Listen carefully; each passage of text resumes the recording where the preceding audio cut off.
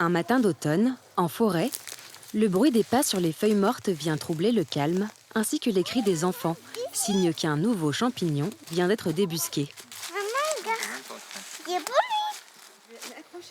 Bien vite, le panier de cette petite famille se garnit d'une collecte bien variée, alors que ses cueilleurs n'y connaissent pas grand-chose. Finalement, on se rend compte qu'on a une diversité de champignons ramassés là. Oui, je suis assez surprise par notre trouvaille. Entre ce que les yeux voient et qui donne envie et si c'est mangeable ou pas, voilà, on fera le point avec le mycologue tout à l'heure. Le mycologue, c'est lui. Passionné par les champignons depuis plus de 20 ans, Patrice Tanchot anime des sorties en forêt pour partager ses connaissances. On va commencer quand même par les bons comestibles, puisqu'il n'y a que ça qui compte souvent. Le cèpe bronzé. Sur cette table, une grande variété d'espèces sauvages et elles sont loin d'être toutes comestibles.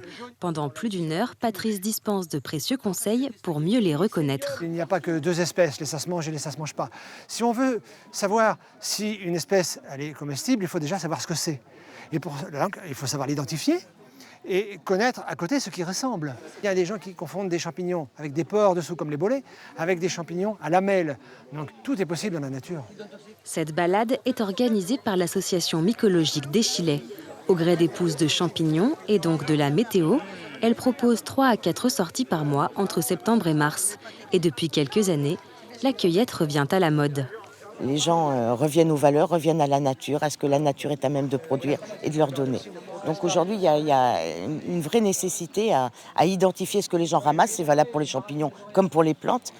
Chaque année en France, l'ANSES recense plus d'1 millier d'intoxications par les champignons, alors mieux vaut faire le plein de connaissances avant de remplir son panier.